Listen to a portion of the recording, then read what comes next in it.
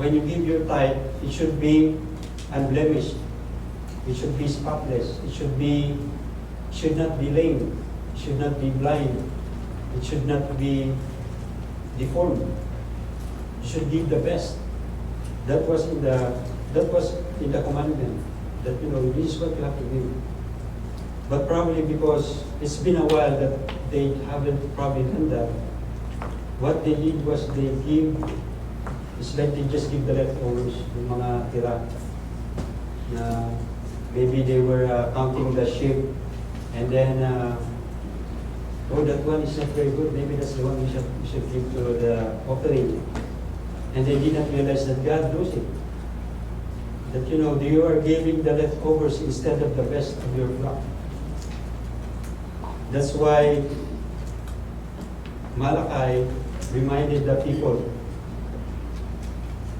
Actually, in that time, it's not only about tithing that was the problem. The problem was that people were doing a lot of things that's not pleasing to God. If you go to Malachi chapter 3, you will see that the people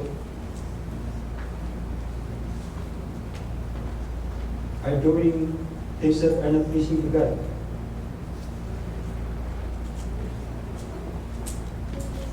You know what they do? There are sorcerers in the land, there are adulterers, there are perjurers, and people who defraud laborers. Yung mga nagpapatrabaho na kulang-kulang yung pinapasahod. Right? Things like that. And God knows it. God remembers especially those people who are being oppressed. See, their wages. God is against those who defraud laborers of their wages, who oppress the widows and the fatherless, and deprive the foreigners among you of justice. But do not fear me, says the Lord Almighty.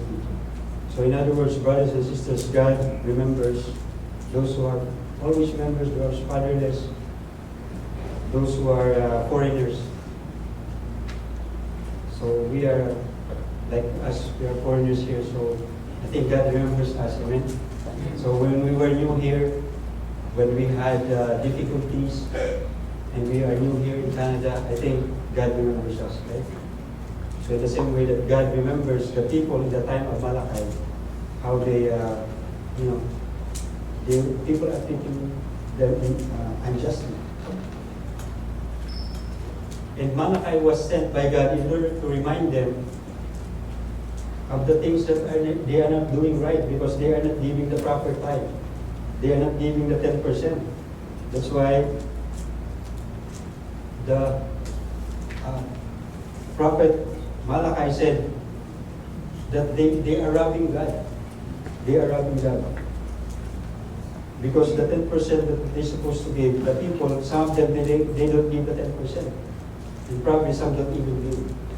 So that's what happened. But Malachi challenged the people that, give your tithe and you see what God can do.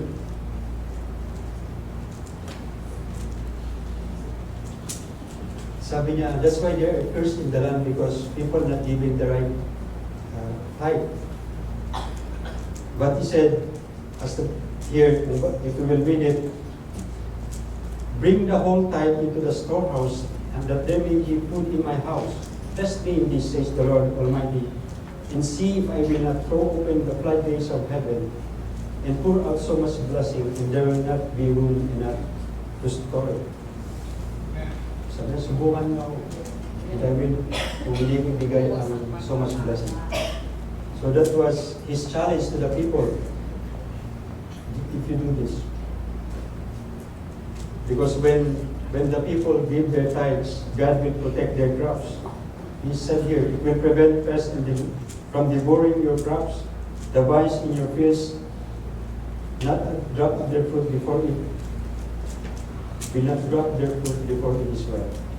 So that God will protect their land.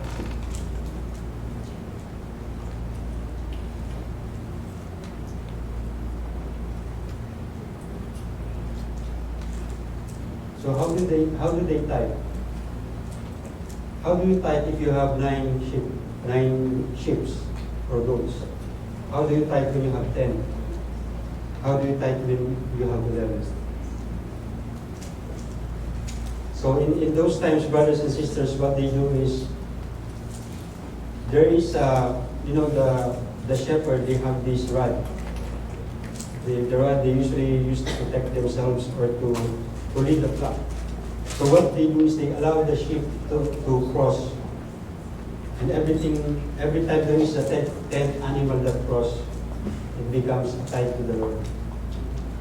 So in other words, if there's 9, if there's only 9 that pass, what do you think? 0, right?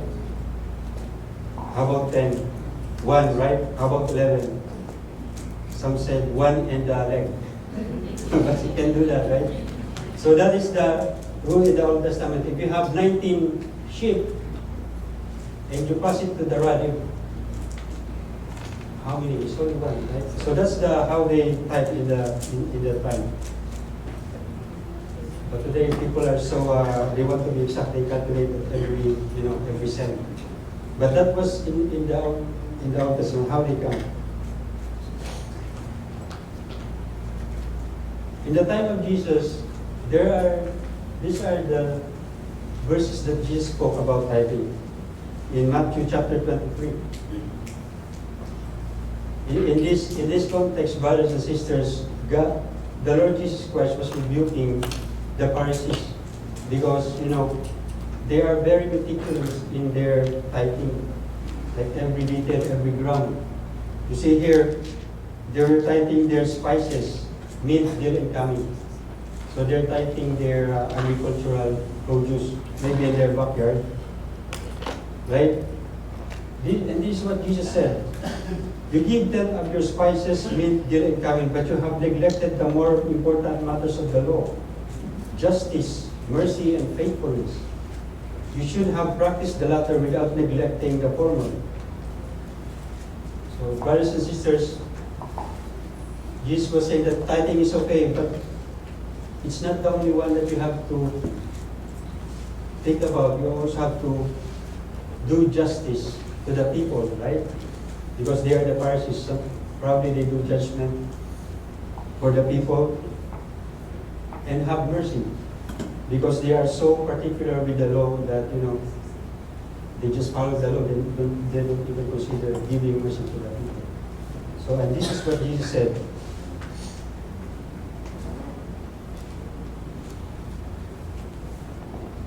Another instance, brothers and sisters, that Jesus mentioned tithing was in Luke chapter 18, where 2 people were praying, the Pharisee and the tax collector.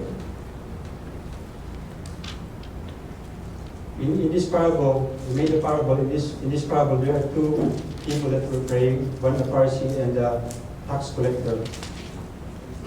And the Pharisee was so self-righteous in his heart that he said, the Pharisee stood and prayed that, God, I thank you that I'm not like the other people. Robbers, evildoers, adulterers, and even like this tax collector. I fast twice a week, and I give a tenth of all I get.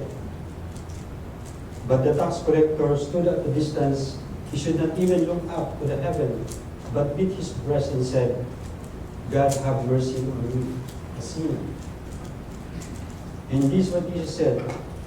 I tell you that this man, rather than the other, went home justified before God. For all those who exalt themselves will be humbled, and those who humble themselves will be exalted. So this is what Jesus said when it regards to that. It is the only ones that you can find in the New Testament. Now, brothers and sisters, hati pa lang po. Now we go to the 2 Corinthians chapter 8. Brothers and sisters, here, so now we have a better understanding of the tithing. Now we go to Paul, what he says about giving. I tried checking all his letters, but I never find the word tithe in his letters. But what I can see here, brothers and sisters, is giving. What he did was he wrote the 2 Corinthians chapter 8. In this context, brothers and sisters, he is showing how the people of Macedonia, this is a poor country, the people there are very poor, and yet they are very faithful. That in spite of their poverty, they give more. So if you read here in 2 Corinthians chapter 8, now, brothers and sisters, we want you to know that the grace of God has been given to the Macedonian churches. In the midst of a very severe trial, their overflowing joy and extreme poverty went up in rich generosity. For I testify that they gave as much as they were able, and even beyond their ability. So imagine, brothers and sisters, these people, when they give, they did this, not just give 10%. They give more. They give beyond their ability. You know, sometimes this is what happens in countries, in rich countries, right? Where, for example, even here in North America, where people give what their leftovers, right? What they have, they just give their leftovers. Well, in value probably it's a lot. But here, brothers and sisters, we see how people can give sacrificially. Just like if you remember